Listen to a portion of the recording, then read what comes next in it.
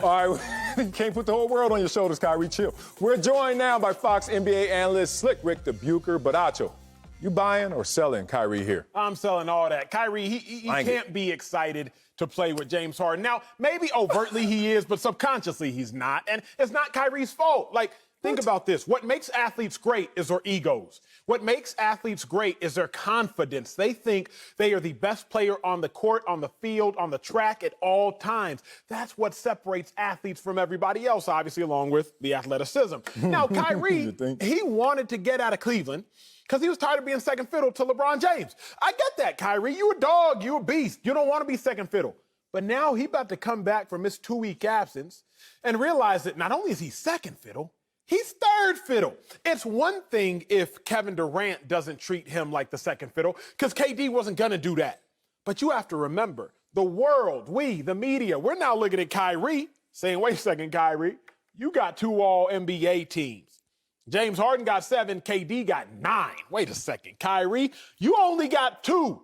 Them other cats got just as many scoring titles as you got All-NBAs. Like, them dudes out there is some real beasts. And Kyrie, you're a really good player, but you not them. I'm reminded of this. Fellas, went out to eat one time. It was me, my homeboy, and it was this girl. And I won't say that we were checking for her, but an attractive young lady. So it's the 3 of us there. I look up and all of a sudden, they ha-ha-ing Marcellus. You jealous. They kiki-ing Slick. You jealous. I know and you. I'm out here like, wait a second. You and your feelings. All of a sudden, I became the third wheel, and I invited y'all to. How y'all gonna kick me out when I sent the invitation out? Now, Marcellus, Kyrie's looking like, wait a second, KD.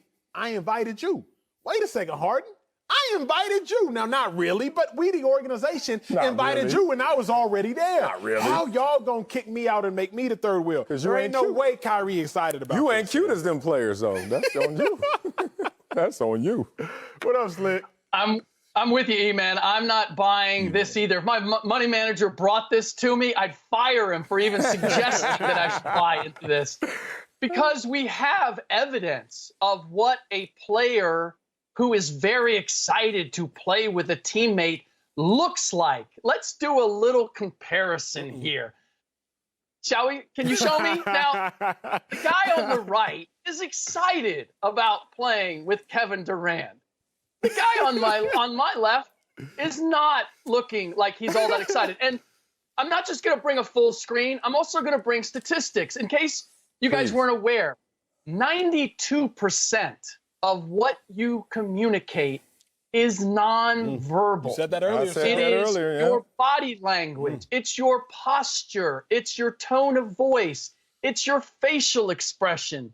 So at the very most, there is 8% of Kyrie Irving who is excited, very excited about playing with James Harden. And that is not going to be enough to carry the day. Oh, man. Oh, good. You can't argue that, still. I can't argue that, and it's going to hurt Slick Rick, but I'm going to just tell you how I think, and just hopefully our relationship is stronger than these words. Slick, okay, first I have to just preface it. Let me answer this. I'm buying it. I'm buying it all.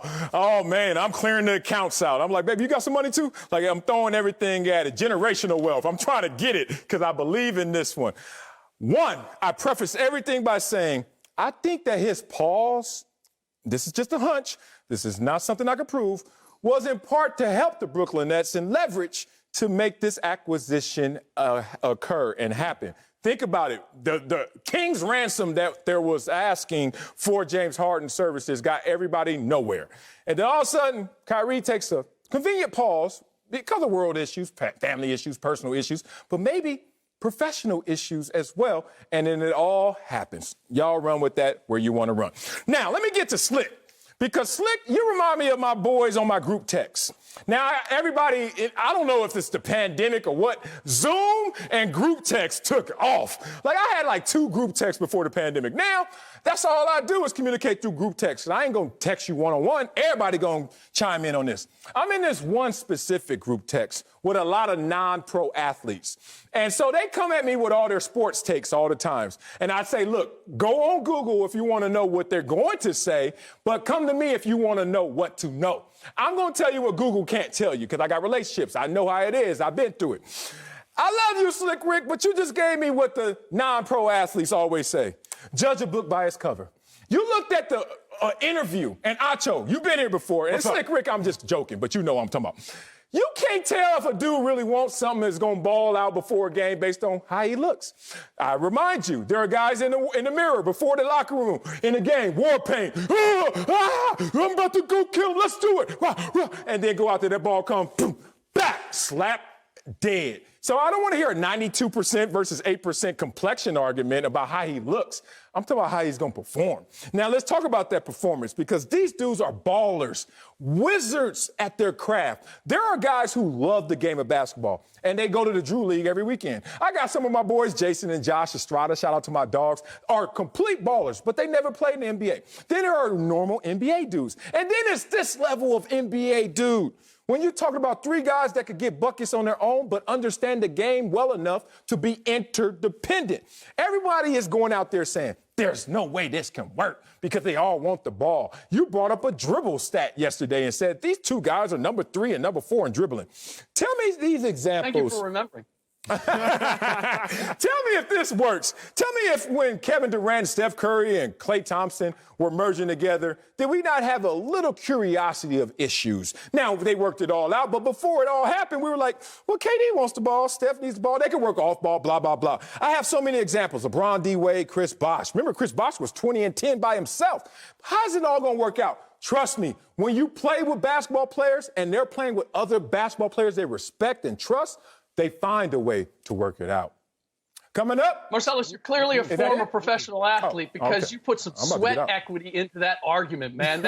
You were working hard. I will give you that. But I've also, while I have not played professionally, I've studied what you guys do. And one of the things you do is that you set guys up. You make a move early, and then you're going to play off that move later. That's real. And that's what I did in this argument, because I have seen Kyrie Irving, whether you buy that 92%, 8% or not, here is Kyrie Irving genuinely excited about playing with an oncoming teammate. How'd that work out? I know what that looks like. And yet it doesn't matter whether he's happy or whether he's in this. Hey, the world is different, Slick. You better respect. Picture.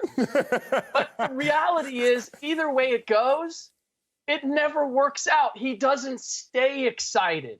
Whatever's going on with Kyrie Irving, the court is not a sanctuary for him. So you're right. In one sense, it really doesn't matter what he says in the press conference.